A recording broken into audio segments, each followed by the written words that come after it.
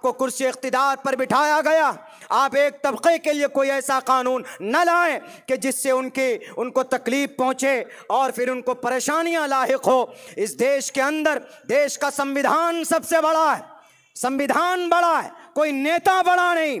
और यही संविधान कहता है इक्वलिटी बिफोर लॉ और the equal protection of the laws, सबके सब बराबर है। लेकिन मुसलमानों को टोपी और दाढ़ी के नाम पर मारा जाता है। नबी पाक अलैहिस्सलातु वस्सलाम को धार्मिक नजरिए से बदनाम किया जाता है। कुछ ये महफिल, ये प्रोग्राम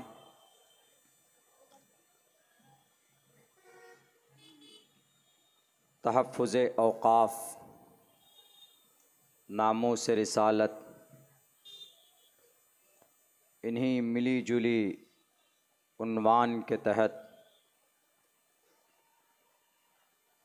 जमीयत उलमा के बैनर तले उनके अरकान ने बड़ी मेहनत और कद्दो काविश के बाद इस महफ़िल को मुनाक़िद किया है। जमीयत उलमा हिंद की एक 100 साला तारीख़ है कि जब भी हमारे मुल्क भारत में गलत बात, गलत कानून या असंवैधानिक कोई हरकत होती है तो हमारी ये तंजीम, जो 100 साल से ज़्यादा इस तंजीम की उम्र है, 1919 में बाज़ाब्ता बाकायदा इस तंजीम की रजिस्ट्री हुई थी और तब से लेकर आज तक अल्हम्दुलिल्लाह इस तंजीम ने कौम व समाज के लिए, अपने मुल्क की तरक्की के लिए, मिली, समाजी, सियासी हर मैदान में इस तंजीम ने काम किया है।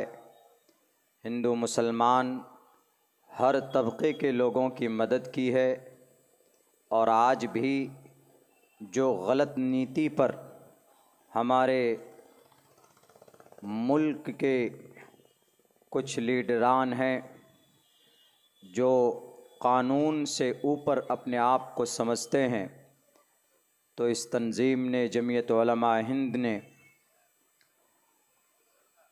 उनको उनकी इस्लाह की कोशिश की है। मिसाल के तौर पर अभी यही वक्फ़ बिल का मसला है, वक्फ़ बोर्ड की बात है। वक्फ़ बोर्ड क्या है, इसको हम लोगों को समझना बहुत ज़रूरी। हमारे हिंदुस्तान में वक्फ़ के मसाइल और वक्फ़ बोर्ड का वजूद आज से नहीं है, तकरीबन 101 साल इसकी मुद्दत है। मुस्लिम वक्फ़ बोर्ड इस तंजीम और इस कम्युनिटी की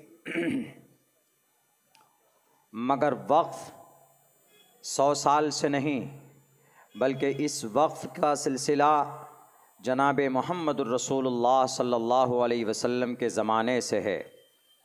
वक्फ़ उसको कहते हैं जब कोई अल्लाह का बंदा मखलूक़ खुदा के लिए, यानी लोगों की भलाई के लिए ज़मीन या कोई दुकान या कोई बाग या खेत खलियान अल्लाह के लिए वक्फ़ कर देता है, अल्लाह के नाम के लिए कर देता है, उसको वक्फ़ बोलते हैं। और हमारे मुल्क हिंदुस्तान में वक्फ़ की जो ज़मीन है वो तकरीबन 9.5 लाख एकड़ ज़मीन है। हमारे भारत में सबसे ज़्यादा ज़मीन और जायदाद फाइनेंस के पास है, फिर रेलवे डिपार्टमेंट के पास है, उसके बाद तीसरे नंबर पर मुस्लिम वक्फ़ बोर्ड के पास प्रॉपर्टी। तकरीबन 9.5 लाख एकड़ ज़मीन हमारे इस मुस्लिम वक्फ़ बोर्ड के पास है। उनमें से आधी ज़मीन रजिस्टर्ड है, बाकी और ज़मीनें रजिस्टर्ड तो नहीं है, अलबत्ता वो ज़मीन वक्फ़ बोर्ड के तहत है।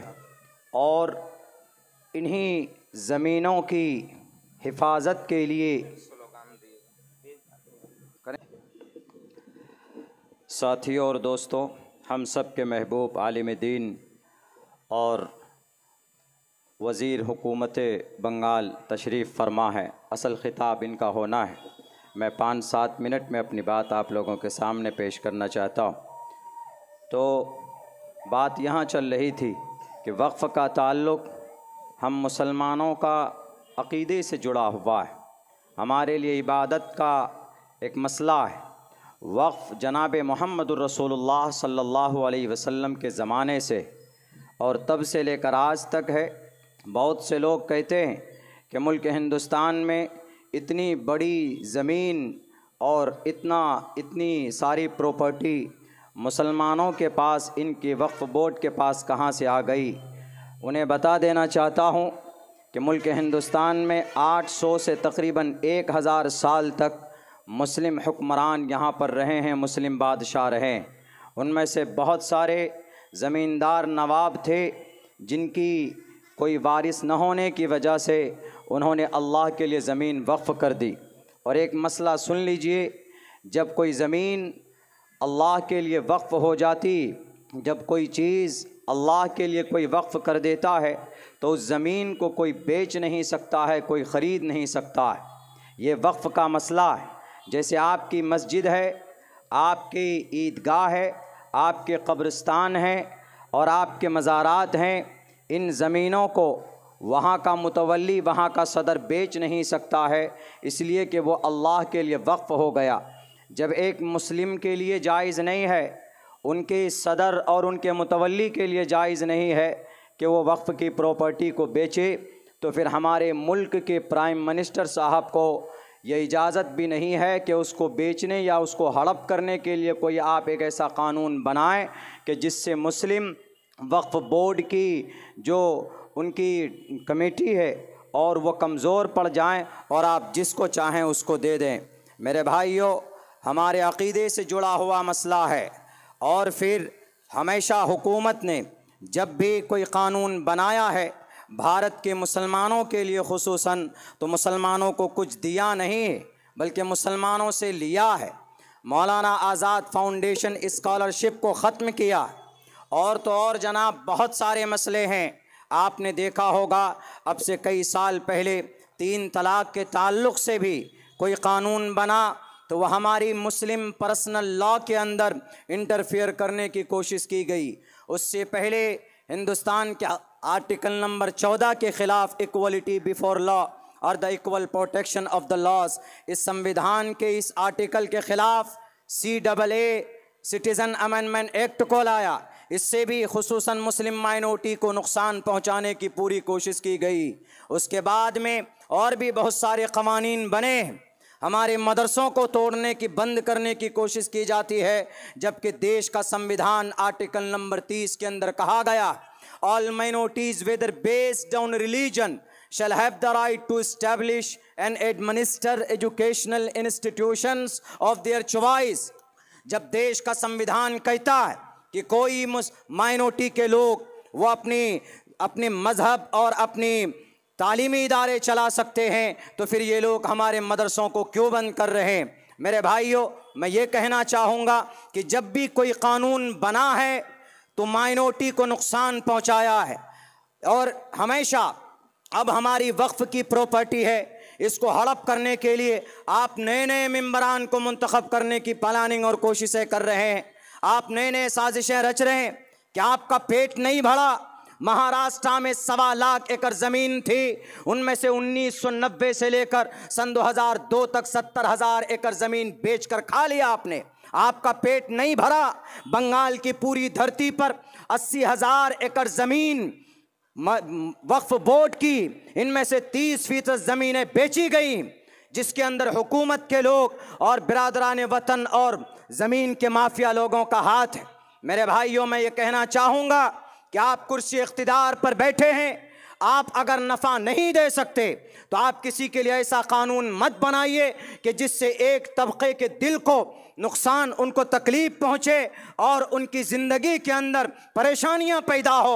आप कुर्सी इख्तिदार पर बैठे हैं, आप प्राइम मिनिस्टर हैं हमारे मुल्क के, हम टैक्स के पैसों से अपने कुछ भी खाते हैं, खरीदते हैं, टैक्स अदा करते हैं। इसका मतलब ये होता है कि इस देश के आवाम को, यहाँ के जनता को आप मजबूत करें, इनके लिए तालीमी मैदान फराहम कराएं। लेकिन बड़ा अफसोस होता है, अभी पता चला है कि हमारे इस देश के मुखिया, हमारे इस देश के प्राइम मिनिस्टर साहब जिस घर में रहते हैं, उस घर को 2700 करोड़ रुपए में बनाया गया। हमारा और आपका मकान तो 27 लाख में नहीं बनता। और फिर उनके जूते की जोड़ियां 6700 जोड़ी जूते पहनते, 10 लाख का पेन इस्तेमाल करते। और तो जनाब 5000 जोड़े कपड़े के हैं उनके। और जिस कालीन में वो बैठते हैं उनके घर में बिछाया गया 300 करोड़ रुपए की कीमत। और जो उनके घर में, उनके हाउस के अंदर में जो रोशनी होती है, 200 करोड़ रुपए का झूमर लगाया गया। और फिर 8400 करोड़ रुपए से बनाया हुआ एक फ्लाइट और एक जेट एयरवेज हवाई जहाज, उसको बनाया गया। किस लिए था? आपको इन चीज़ों की ज़रूरत नहीं थी, हुकूमत करनी है। उठाकर देखो उमर फारूक रजी अल्लाह ताला अन्हु की ज़िंदगी, 22 लाख मुरब्बा मील के इलाके का प्राइम मिनिस्टर। लेकिन जब मस्जिद अक्सा चले हैं फतह करने के लिए तो उनके कपड़ों के अंदर में 17 पेवन लगे हुए थे। इस देश को अखंड भारत बनाने वाला औरंगजेब रहमतुल्लाहि अलैह जब उनका इंतकाल होता है तो टोपियाँ बना बना कर 300 रुपये जमा करते हैं और फिर उन रुपए से उनके कफन और दफन का काम लिया जाता। आपको कुर्सी इख्तिदार पर बिठाया गया, आप एक तबके के लिए कोई ऐसा कानून न लाएं कि जिससे उनको तकलीफ पहुंचे और फिर उनको परेशानियां लाहिक हो। इस देश के अंदर देश का संविधान सबसे बड़ा है, संविधान बड़ा है, कोई नेता बड़ा नहीं। और यही संविधान कहता है इक्वलिटी बिफोर लॉ और the equal protection of the laws, सबके सब बराबर है। लेकिन मुसलमानों को टोपी और दाढ़ी के नाम पर मारा जाता है। नबी पाक अलैहिस्सलातु वस्सलाम को धार्मिक नजरिए से बदनाम किया जाता है।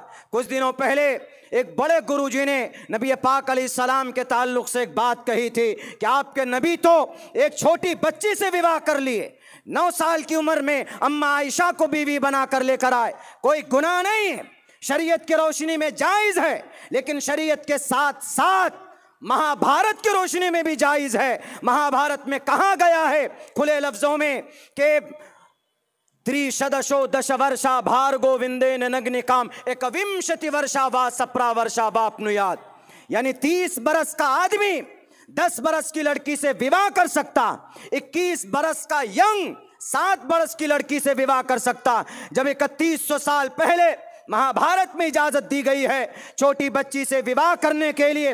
ये धार्मिक बातें, कानूनी नजरिया अलग है। लेकिन मैं एक बात बताना चाहता हूं, इसको इस तरह की बातें लाकर हिंदू मुस्लिम कराना चाहते हो, 2-2 घंटे के अंदर सर्वे टीम बन जाती। रेपिस्ट को पकड़ने के लिए 3 महीने लगते। यही आरजीकर मेडिकल कॉलेज के अंदर में बेटी की इज्जत लूटी गई, 3 महीने में आप जाकर मामले को सॉल्व करते। और जब मस्जिद को ढूंढने, मस्जिद को खोदने की बारी आती है तो आप 3 घंटे के अंदर में आप रिपोर्ट भी पेश कर देते हैं। वाह जनाब वाह, अगर ऐसा नजरिया होगा तो ये देश कभी भी तरक्की नहीं करेगा। अगर आपको इस देश को तरक्की की तरफ लाना है, इंटेलिजेंस को मजबूत कीजिए, शासन प्रशासन को ईमानदारी के साथ उनको पुशअप कीजिए आगे करने के लिए। और देश की तरक्की के अंदर इंशाअल्लाह तबारक व तआला हमेशा से हमने कुर्बानी दी है और आइंदा भी हम कुर्बानी देने के लिए तैयार हैं। शायद नहीं मालूम, यही बंगाल की धरती है जहां से अंग्रेज को सबसे पहले, यही डायमंड हार्बर जिसको हावड़ा कहा जाता है, अंग्रेज की सबसे पहली ऑफिस थी डायमंड हार्बर में। उस अंग्रेज की ऑफिस को तोड़ने के लिए अगर कोई मर्द मुजाहिद था तो उसका नाम अली वर्दी खान था, जो 1755 के अंदर अंग्रेज को मुंह तोड़ जवाब दिया था। आज आपके खून में वो ताकत नहीं, आपके रगों में वो गर्मी नहीं जो हिंदुस्तान के दुश्मनों को मुंह तोड़ जवाब दे सकें, सिर्फ लड़ाने का काम करते हैं। हमारी तो कोशिश है कि मुल्क हिंदुस्तान के अंदर मेहनत भी है, हिंदू मुसलमान सब मिलकर रहें और पुरसुकून तरीके पर रहें। यही इस देश का कल्चर है और यही हमारा अखलाक भी है। बहुत बहुत शुक्रिया, जज़ाकल्लाह। अस्सलामु अलैकुम रहमतुल्लाह।